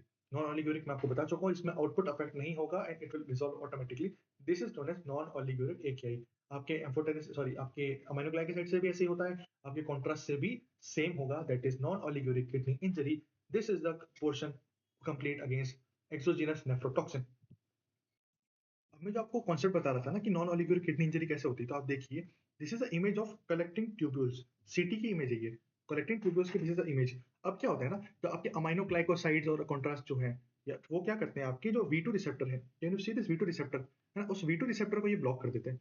अभी जब V2 रिसेप्टर को ब्लॉक कर देंगे तो क्या होगा, जो रीअब्जॉर्प्शन होना चाहिए यहाँ से वापस वाटर का, जो वाटर का रीअब्जॉर्प्शन होना चाहिए वो नहीं होगा, क्योंकि V2 हो गए डैमेज। अगर वाटर रीअब्सॉर्ब नहीं होगा तो आपका आउटपुट आएगा बाहर, मतलब नॉर्मल आपका जितना आ रहा था वो बाहर लग जाएगा, हो सकता है ज्यादा है। That's why this is oliguric type of kidney injury, sorry non oliguric type of kidney injury. यहाँ तक मेरी बात समझ में आ गई होगी। नॉन ओलिगोरिक क्यों हुआ, क्योंकि V2 रिसेप्टर को डैमेज कर दिया है अमाइनो ग्लाइकोसाइड्स ने। That's why there is no reabsorption of the urine in the blood, there is no reabsorption of the water in the blood bag. That's why it is a normal output, it can be increased output in case of non-oliguric acute kidney injury Nokia. ठीक है, आई hope यहाँ तक clear हो गया होगा। अब हम वापस आते हैं। नाउ हम देखेंगे एंडोजीनस कौन कौन से टाइप होते हैं। तो एंडोजीनस टाइप के लिए हम देखें कि इमेजिन करिए कि बॉडी के अंदर क्या डिस्ट्रक्शन हो रहा है। मान लीजिए कोई जा रहा है सड़क पे से, किसी ने किसी को ठोक दिया, तो उसके पैर पे गाड़ी चढ़ा दी, उसका पैर एकदम कर दिया कीमा, कि पैर का हो गया कीमा, मसाला बन गया। अब वो जो वहां पे जो मसल क्रश हुआ है, मसल में से आपके मायोग्लोबिन रिलीज होता है, मसल मायोग्लोबिन रिलीज होता है। ये मसल मायोग्लोबिन आपके किडनी में जाके आपके वेस्कुलेचर को ब्लॉक करेगा, इंजरी करेगा वहां पे।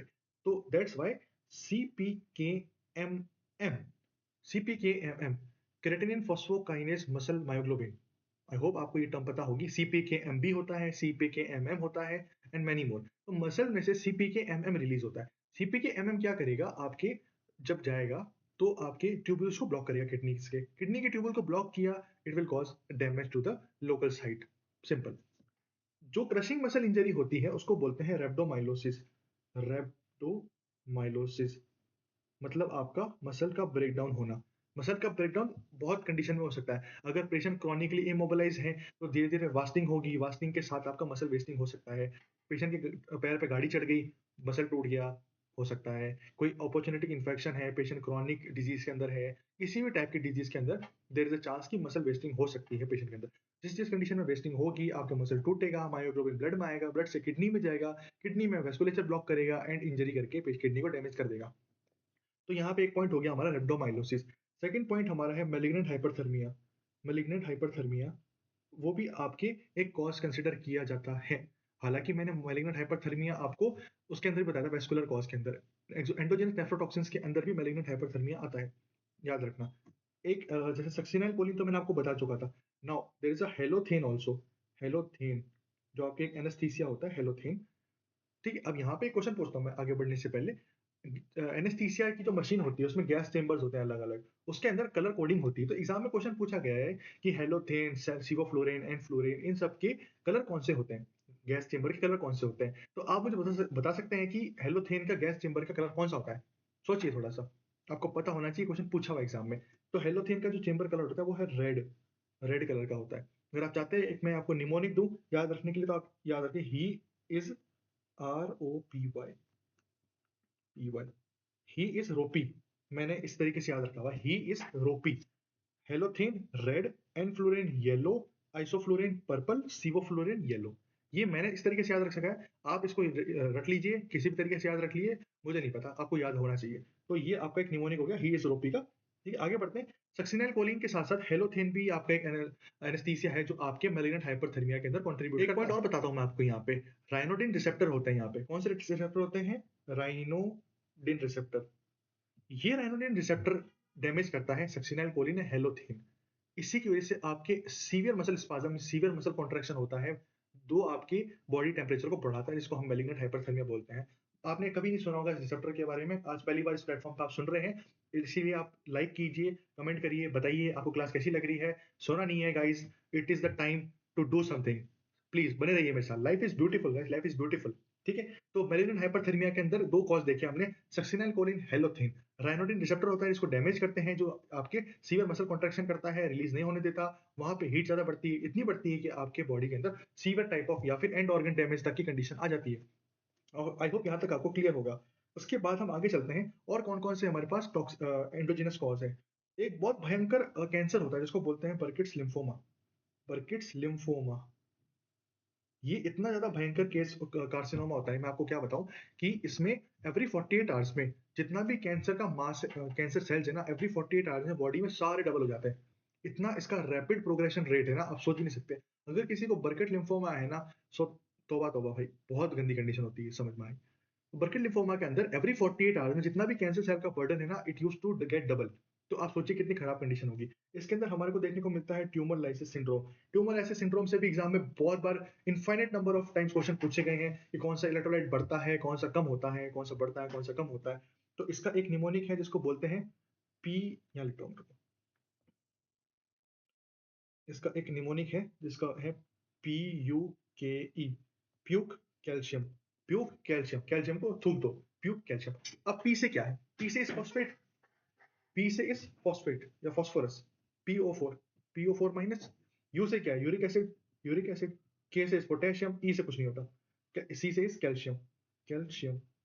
ठीक है, तो आपका याद हो गया puke calcium, puke calcium, simple. Phosphate कैसे पड़ेगा? सोचो, फॉस्फेट कैसे बढ़ रहा है? एटीपी ब्रेकडाउन होता है, सेल टूट रहे हैं, एटीपी बाहर आएगा। एटीपी में क्या है? फॉस्फेट है, बाहर आएगा, बढ़ेगा। यूरिक एसिड कैसे बढ़ रहा है? डीएनए टूटेगा, डीएनए में आपके प्यूरिन्स होते हैं, यूरिक एसिड बन के बढ़िया। पोटेशियम कैसे बढ़ेगा? सेल टूट रहा है, सेल के अंदर सबसे ज्यादा इंटरेस्ट आपके इंट्रासेलुलर आयन कौन सा होता है? पोटेशियम होता है, पोटेशियम बाहर आ गया। अब ये फॉस्फोरस जब बढ़ रहा है, ये आपके कैल्शियम को करेगा काउंटर, तो कैल्शियम हो जाएगा कम। That's why exam question calcium होता है कम, बाकी सारे एलिमेंट होते हैं ज्यादा। आई होप आपको ये बात समझ में आ रही होगी। ठीक है, तो हमने यहाँ देखा कुछ कॉज एंडोजीनस नेफ्रोटॉक्सिन्स के, जिसके अंदर रेप्टोमाइलोसिस देखा, मैलिग्नेंट हाइपरथर्मिया देखा, बर्केट्स लिम्फोमा देखा हमने। ठीक है, now coming to the ischemic injury to the tubules, हमने देखा ग्लोमेरुलर देखा, उसके बाद हमने देखा I that is interstitium, then हमने देखा वेस्कुलर कॉज। वेस्कुलर कॉज हमने देख लिया, इंटरस्टिशियम हमने देखा, इंटरस्टिशियम के अंदर हमने SIN देखा, SIN, सेप्सिस, इस्चीमिया, नेफ्रोटॉक्सिन। नेफ्रोटॉक्सिन मैंने अभी जस्ट थोड़ी देर पहले आपको एक्सप्लेन किया है, एक्सोटॉक्सिन, एंडोटॉक्सिन। सेप्सिस में ज़्यादा कुछ एक्सप्लेन करने का है नहीं। इस्चीमिया के बारे में मैं आपको थोड़ा बहुत बता देता हूँ। इस्चीमिया कैसे होगा? उसका एक निमोनिक है दैट इज BPT, BPT। तो बी से इज बर्न, बर्न। पी से, पी से इज पैनक्रियाटाइटिस, पैनक्रियाटाइटिस। पैनक्रियाटाइटिस आपका अक्यूट पैनक्रियाटाइटिस। एंड टी से tension, operative tension. Operative tension मतलब intra operative tension, intra operative hypotension, intra op hypotension. Simple, यहाँ तक मेरी बात समझ में आ गई आपको। अब कहने का मतलब है कि बर्न के अंदर, एक्यूट पैनक्रियाटाइटिस के अंदर एंड हाइपोटेंशन, इंट्राऑपरेटिव हाइपोटेंशन के अंदर कैसे आपको ischemic injury to the renal हो सकती है, रीनल में कैसे इंजरी होगी। तो इसके लिए लेट मी जूम हियर, मैं इधर एक्सप्लेन करता हूँ आपको अच्छे से। तो अब आप देखिए कि मान लीजिए कि बर्न का पेशेंट है, बर्न का पेशेंट है या फिर एक्यूट पैनक्रियाटाइटिस का पेशेंट है। इसके अंदर क्या होगा, यू नो कि बर्न में जो कैपिलरीज होती है वो बहुत फ्रेजाइल हो जाती है, लीकी कैपिलरीज बन जाती है, कैपिलरीज लीक होना स्टार्ट हो जाती है। मतलब मैं यहाँ लिख दूं कि कैपिलरी लीकेज हो, कैपिलरी लीकेज। ठीक है, इतना सही बात है, कैपिलरी लीक होगा। तो अब क्या होगा ना, मैंने बर्न के लिए रिसर्चिशन किया पेशेंट को, मैंने मैसिव अमाउंट ऑफ फ्लूइड दिया पेशेंट को भर भर के, क्योंकि मुझे उसका हाइपोटेंशन मैनेज करना था, फ्लूइड लॉस बैलेंस करना था। तो मैंने उसको मैसिव, उसको आपको फ्लूइड दिया पेशेंट को, मैसिव फ्लूइड रिसर्चिशन किया अपन ने। उसके बाद क्या हुआ, अब वो जो कैपिलरीज है बॉडी की, दे बिकम लीकी, क्योंकि साइटोकिनेसिस की वजह से, बर्न की वजह से तो कैपिलरी हो गया लीक। अब क्या होगा, जो लीक कैपिलरीज होगी ना, वो आपके सारा एब्डोमेन में सारा जो वेस्कुलर कंपोनेंट, वेस्कुलर में से जो पानी लेके लीक की वजह से आपके एब्डोमेन में डाल देगी। जो पानी आपका ब्लड वेसल्स में था, अब वो लीक होते होते आपके एब्डोमेन में इकट्ठा होने लग जाएगा। तो एक टाइम बाद में इतना ज्यादा लीक हो जाएगा कि it will cause abdominal compartment syndrome. क्या करेगा? Abdominal compartment syndrome. आई होप आपको समझ में आया होगा। तो कैपिलरी लीक हो रही है, आपने जितना फ्लूइड रिससिटेशन के लिए पेशेंट को दिया, वो सारा लीक होते होते आपके एब्डोमिनल कैविटी के अंदर एज असाइटिक फ्लूइड जैसा आपका अक्यूमुलेट होता है, उस तरीके से अक्यूमुलेट हो गया। अब वहां पे एब्डोमेन के अंदर इतना ज्यादा क्या प्रेशर बना हुआ है कि वो प्रेशर आपके रीनल परफ्यूजन को नहीं होने दे रहा, रीनल को परफ्यूज ही नहीं होने दे रहा। तो हो गया ना इस्चीमिया, रीनल इस्चीमिया हो गया। तो परफ्यूजन ही नहीं हो रहा तो सप्लाई नहीं होगी, सप्लाई नहीं है तो इस्चीमिया हो जाएगा। यहाँ तक ठीक है। अब यहाँ पे एक मस्त पॉइंट मैं आपको ये बताता हूँ कि ये देखिए कि बर्न की वजह से तो हाइपोवोलीमिया होता है, और हाइपोवोलीमिया की वजह से होता है मुझे अपना रीनल कॉज। हाइपोवोलीमिया मैंने आपको रीनल कॉज में बताया था। लेकिन अगर मैं बर्न का रिससिटेशन करता हूं, तब जो मुझे पार्ट होगा दैट इज रीनल पोर्शन। अब मैं रीनल के अंदर आ जाऊंगा, ये कॉज समझ रहे हो आप? तो there is a minor difference, but it is very important concept here. अगर बर्न हुआ है तो रीनल कॉज, और बर्न का ट्रीटमेंट कर रहा हूं तो इस्चीमिया की वजह से, सॉरी, अगर बर्न हुआ है तो प्री रीनल कॉज, और अगर ट्रीटमेंट कर दिया तो इस्चीमिया की वजह से there will be a renal cause. यहाँ तक आपको क्लियर हो गया। मैंने एक और पॉइंट लिखा था यहाँ पे, इंट्रा ऑपरेटिव हाइपरटेंशन। है ना? अब कैसे क्या होता है इसके अंदर ना, जैसे आपने जब मान लीजिए कोई बाईपास सर्जरी है, तो आपने उसका आउटा को क्रॉस क्लैंप कर रखा है, मैंने आउटा को क्लैंप करके रखा हुआ है, तो आउटा क्लैंप करके रखते हैं ड्यूरिंग लार्ज प्रोसीजर्स, तो आप जब ब्लड सप्लाई नहीं होगी, क्लैंपिंग होगी, तो देयर इज़ इस्कीमिया, जो कि अंडरस्टूड है। तो बर्न, पैनक्रियाज और टेंशन मैंने आपको समझा दिया, this is the component of the ischemic injury to the tubules. Now ischemia हो गया, सेप्सिस हो गया, नेफ्रोपैथी हो गया, ये ग्लोमेरुलर वाला हमने देख लिया। उसके बाद जो लास्ट है हमारे पास है, that is a post renal AKI. Post renal AKI के अंदर मोस्ट कॉमन कॉज इज आपका ऑब्स्ट्रक्शन। ऑब्स्ट्रक्शन ऑब्स्ट्रक्शन कैसे होता है हमारे पास? Benign prostate hyperplasia, BPH. ठीक है, जैसे यहाँ पे है, this is your prostate, you can see this is enlarge gland here, this is prostate gland, जो मोस्ट कॉमन आपके एल्डरली पेशेंट्स के अंदर देखने को मिलता है, and it is the most common cause of post renal AKI. Post renal एकेआई simple, मैंने आपको बताया था 5% के आसपास पोस्ट रीनल कॉज होता है एकेआई का। तो अब इसके अलावा भी देर आर कंडीशन जिसके अंदर आपको ऑब्स्ट्रक्शन हो सकता है, जैसे आपके यूरेथ्रल स्ट्रक्चर हो सकता है, ट्यूमर हो सकता है आपको ब्लैडर के नेक पे या यूरेटर में, इन सब की वजह से फाइब्रोसिस हो सकता है आपको, है ना? ये सब आपके कॉज होते हैं कि भी आपके ब्लैडर ऑब्स्ट्रक्शन है, that is come under post renal cause. Now special point यहाँ पे है कि देयर इज अ कंडीशन, आप सबने सुना होगा स्क्लेरोडर्मा।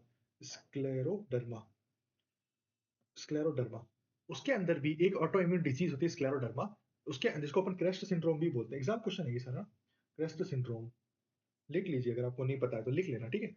स्क्लेरोडर्मा या फिर क्रेस्ट सिंड्रोम, ये ऑटो इम्यून डिसऑर्डर होता है। इसके अंदर भी there is a constriction of your outlet, bladder outlet का कंस्ट्रिक्शन हो जाता है, हार्डनिंग हो जाती है आपके जो ट्यूब्यूल्स है उनकी, ब्लैडर जो आप यूरेथ्रा है उसका, ठीक है? इस कंडीशन में भी आपको देखने को मिलता है। एक ड्रग होती है जिसको बोलते हैं ब्लियोमाइसिन। ब्लियोमाइसिन एंटी कैंसर जो ड्रग है ब्लियोमाइसिन करके, उसके अंदर भी देयर इज अ चांस कि हमारे को पोस्ट रीनल एकेआई देखने को मिल सकता है, क्योंकि ये आपके ब्लैडर के बाहर, मतलब ब्लैडर से निकलते निकलते ये आपकी दिक्कत करना स्टार्ट कर देते हैं, जैसे hardening of the urethra and ureter. I hope यहाँ तक सब क्लियर हो गया। यहाँ पे एक इंपॉर्टेंट पॉइंट आप ऐड कर लीजिए, है ना? पता है मुझे आपको इसके बारे में नहीं पता होगा, that's why I want to make you write here कि स्क्लेरोडर्मा के अंदर there is a special antibody seen, जिसको बोलते हैं anti topoisomerase, anti topoisomerase antibody. कभी पूछा नहीं एग्जाम में, आपने शायद सुना नहीं होगा, लेकिन कोई बात नहीं, अब लिख लीजिए अपने अंदर, एंटी टोपो आइसोमरेज एंटीबॉडी होती है जो हमारे को स्क्लेरोडर्मा के अंदर देखने को मिलती है, जो कि एक क्रेस्ट सिंड्रोम भी है। Now coming to the important information, जैसे मैंने आपको यहाँ टीएलएस के बारे में बता दिया था, that is tumour lysis syndrome के अंदर हमने पढ़ा था प्यूक कैल्शियम, फॉस्फेट बढ़ता है, यूरिक एसिड बढ़ता है, पोटेशियम बढ़ता है और कैल्शियम कम हो जाता है। यहाँ तक आपको ठीक था ना? इसका थोड़ा सा ट्रीटमेंट मैं आपको बता देता हूँ। ट्रीटमेंट के लिए you have to hydrate the patient, IVF hydration दीजिए, it is intra volume fluid, intra vascular fluid, IV fluid, कुछ भी बोल दीजिए आप इसको, ठीक है? हाइड्रेशन करिए पेशेंट को, ग्रॉस हाइड्रेशन करिए उसको, फ्रूसिमाइड दीजिए, फ्रूसिमाइड दीजिए, फोर्स डायूरेटिक्स, ठीक है? फोर्स डायूरेसिस मतलब उसको डायूरेटिक्स देके, वाटर देके फ्लश आउट करने की कोशिश कीजिए, आपके जो कंपोनेंट है आपके सारे, जो पोटेशियम है ये सारा। उसके साथ में ना यहाँ पे एक इंपॉर्टेंट ड्रग्स देते हैं जिसको हम बोलते हैं एलोप्यूरिनॉल, एलोप्यूरिनॉल एंड रेस्ब्यूरिकेस, रेस्ब्यूरिकेस।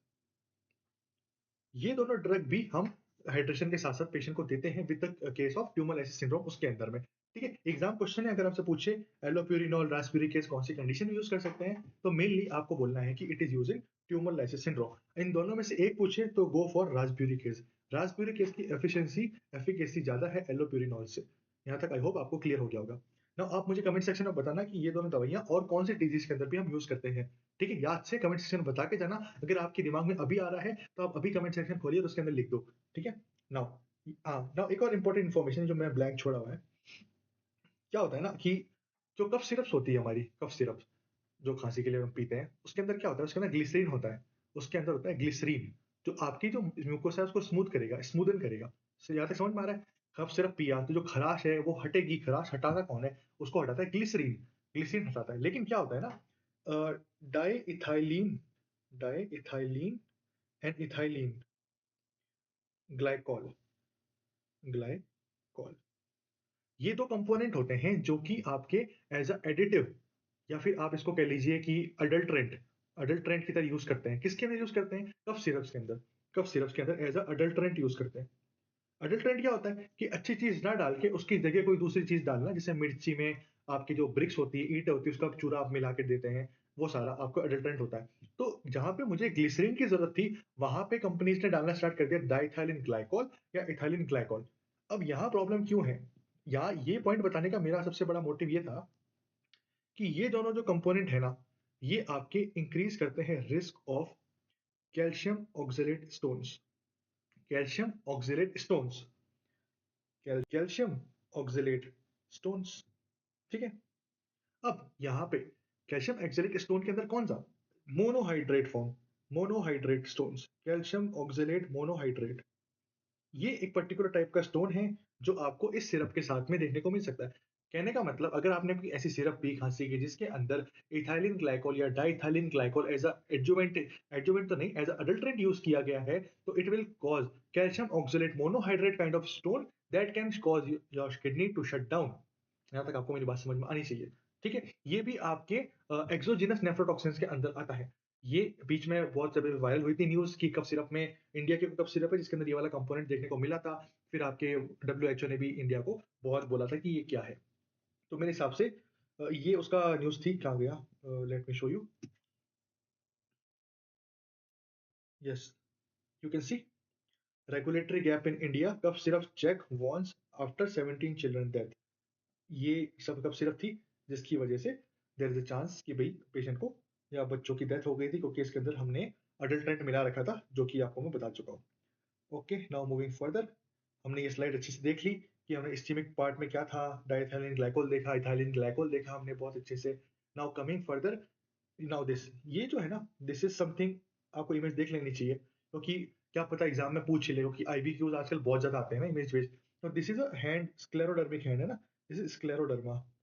आप देख सकते हैं कैसे इसके अंदर ना थिकनिंग ऑफ स्किन हो गई है। You can appreciate this thickening, है ना, कैसे कड़क कड़क से हाथ हो गए ना, दैट्स स्क्लेरोडर्मा।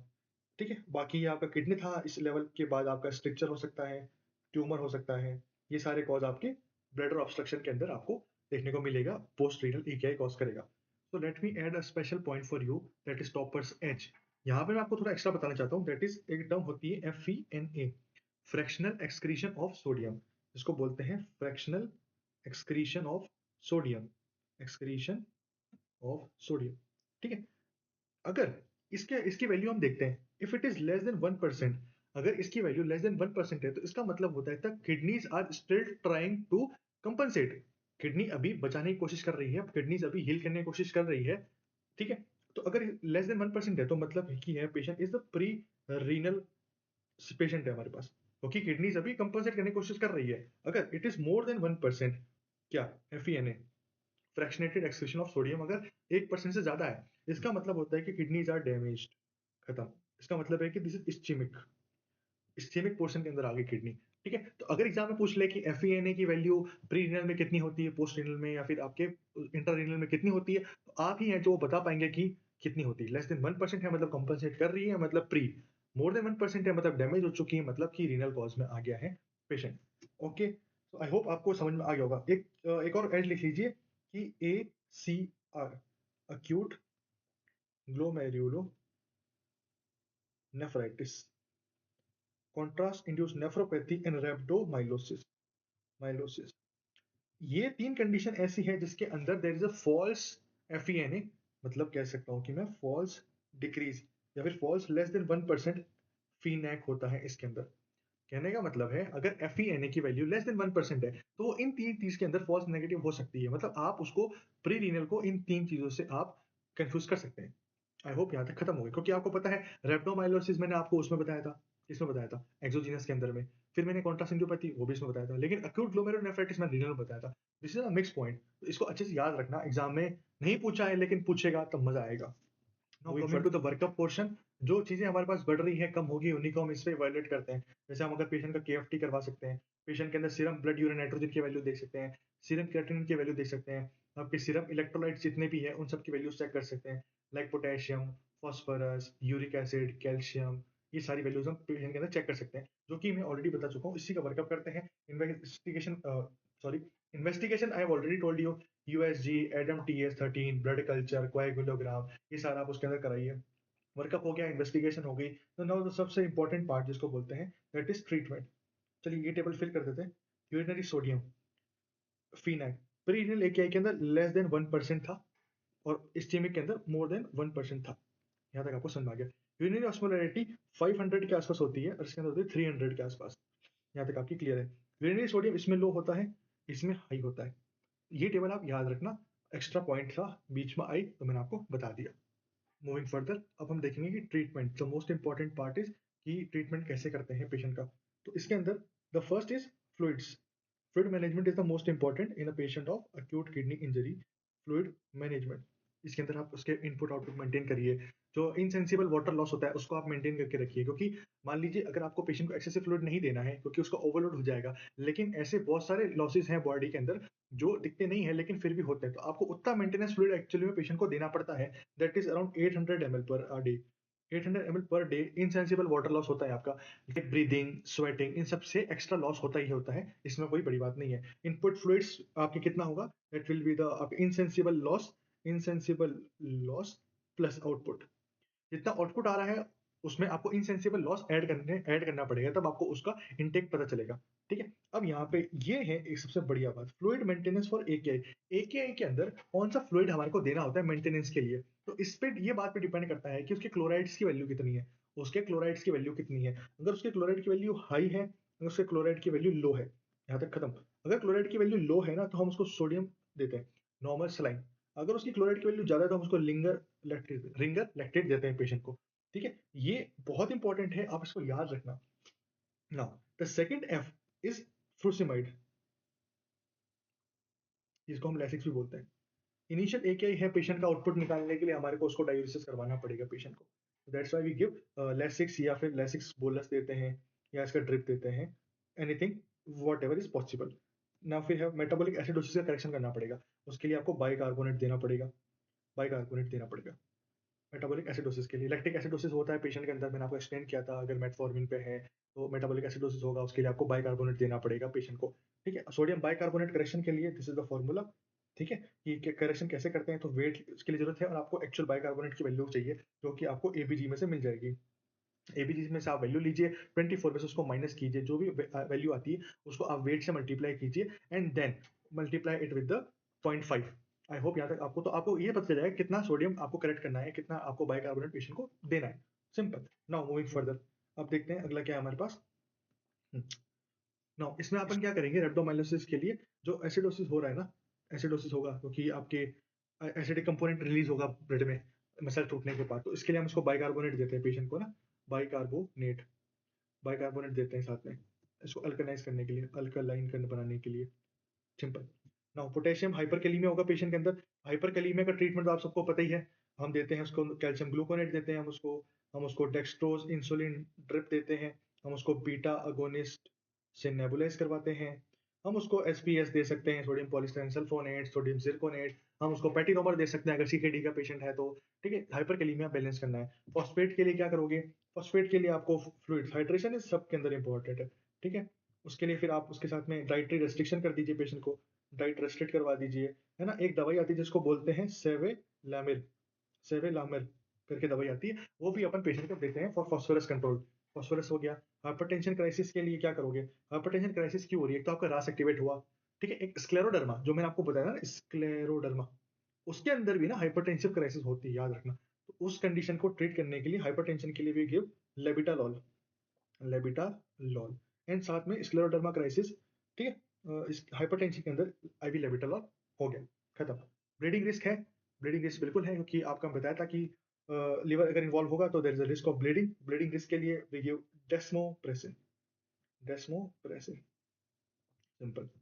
ज्यादा है हीमोडायलिसिस कर दो, हेमोडायलिसिस। ब्लीडिंग रिस्क आपका ADAM-TS13 और HUS, TTP उन सब के अंदर भी बढ़ जाता है।